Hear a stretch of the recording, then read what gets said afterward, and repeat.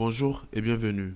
Après avoir appris comment dire le verbe être et après avoir appris la conjugaison basique en chinois, dans cette vidéo, nous allons continuer avec un aspect très particulier, l'aspect de la négation, c'est-à-dire comment arriver à faire la négation avec le verbe être.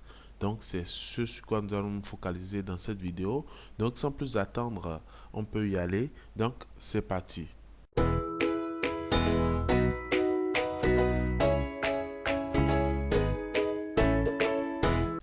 Voilà, nous avons appris que pour faire la combinaison, pour conjuguer le verbe être, nous avons besoin d'utiliser la combinaison pronom personnel plus verbe. Nous avons également appris que dans la langue chinoise, le verbe se retrouve sous une forme invariable.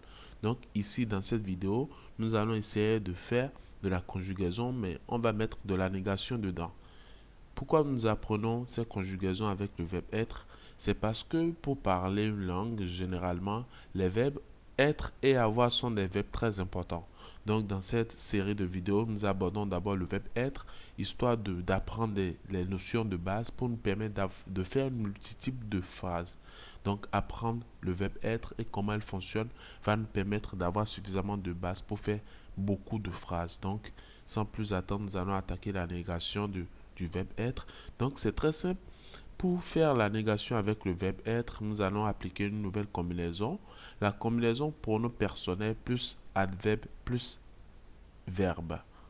La combinaison pronom personnel plus adverbe plus verbe. Et ici particulièrement, l'adverbe que nous allons utiliser, nous l'avons déjà appris précédemment, c'est l'adverbe pour. L'adverbe de la négation que nous avons utilisé notamment lors des qualifications et lors des différentes combinaisons adverbe plus adjectif que nous avons appris au tout début. Donc ici, nous allons utiliser l'adverbe pour. Donc sans plus attendre, c'est la combinaison pronom personnel plus pour plus le verbe ch que nous allons utiliser. Donc nous avons plusieurs possibilités. Donc tout de suite, je vous présente les possibilités. Nous avons 我不是 我不是 qui veut dire je ne suis pas. Il y a une chose très importante que je voudrais vous rappeler, c'est que l'apprentissage d'une langue, si vous voulez réussir le parler de la langue, vous devez essayer de vous exercer tout le temps, de parler, parler, parler. Et la meilleure des choses à faire, c'est d'essayer de toujours parler avec moi quand vous suivez la vidéo. Essayez de toujours répéter. Si actuellement que l'endroit où vous suivez, vous ne pouvez pas répéter et tout, faites l'effort de trouver un endroit calme où vous pouvez faire des exercices, répéter avec moi. Et si vous avez besoin de plus de temps, n'hésitez pas à mettre la vidéo en pause parce que c'est votre apprentissage. Vous prenez votre temps pour apprendre et c'est très important d'aller à votre rythme. Mais ce qui est très important également, c'est de répéter tout ce que vous aurez appris ici. Comme ça, les connexions mises en place dans votre cerveau seront entretenues au fur et à mesure, au fur et à mesure. Donc, votre cerveau va assimiler toutes les connaissances et là, vous serez vraiment rodé pour le parler du chinois. Donc, nous allons continuer.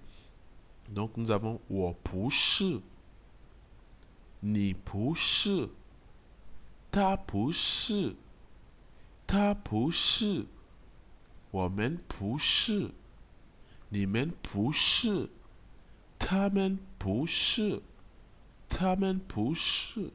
Donc, c'est très simple. Sous les formes singulières, nous avons 我不是, je ne suis pas. 你不是, tu n'es pas. 他不是, il n'est pas. 他不是, elle n'est pas. Maintenant, sous les formes plurielles, nous avons 我们不是, nous ne sommes pas. 你们不是, vous n'êtes pas. 他们不是, ils ne sont pas. 他们不是, elles ne sont pas. C'est très important d'apprendre la manière d'exprimer le verbe être dans la langue chinoise parce que vous allez le voir dès la prochaine vidéo. Nous allons avoir en main suffisamment de clés pour pouvoir faire beaucoup de phrases et c'est des connaissances très basiques que vous devez apprendre dès le début de votre apprentissage. Comme ça, vous avez des réflexes, vous pouvez dire plein de trucs. Ce que les gens ne comprennent pas, c'est que pour parler une langue, vous n'avez pas besoin de beaucoup trop d'informations. Vous avez juste besoin réellement des informations qui sont primordiales. Vous avez compris? C'est très important. Donc ici, retenez la combinaison pronom personnel plus l'adverbe plus le verbe. Pronom personnel, adverbe, verbe. Les pronoms personnels, nous les avons appris. L'adverbe, nous le connaissons. et le verbe également, nous le connaissons. Donc, la seule chose qui change ici, c'est toujours les pronoms personnels. Donc, quelle que soit la manière dont vous voulez exprimer la négation à travers le verbe être, tout ce qui change, c'est les pronoms. C'est-à-dire, quand on dit « wo push » et quand on dit « ni push », c'est seulement le « wo » et le « ni » qui changent. Vous avez compris? Donc, il n'y a pas d'ambiguïté sur ce point. Donc, retenez juste la combinaison pronom personnel plus adverbe plus verbe.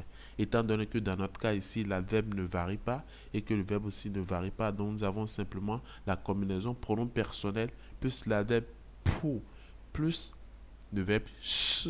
Maintenant, il y a une chose que je voudrais vous rappeler. Vous avez sans doute remarqué, nous avons dit wo push.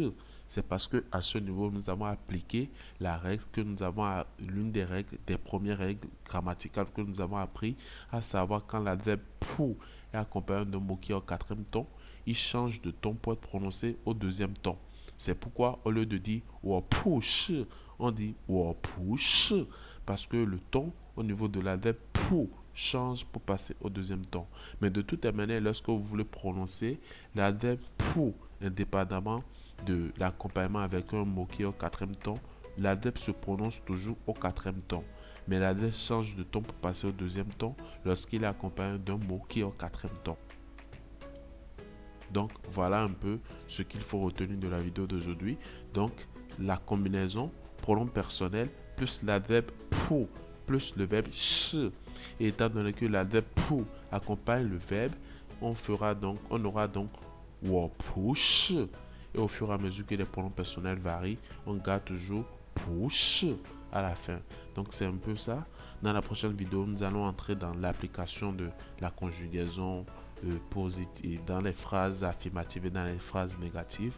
Donc voilà, si vous avez aimé la vidéo, n'hésitez pas à me mettre un pouce en l'air et on se dit à la prochaine fois. Prenez soin de vous.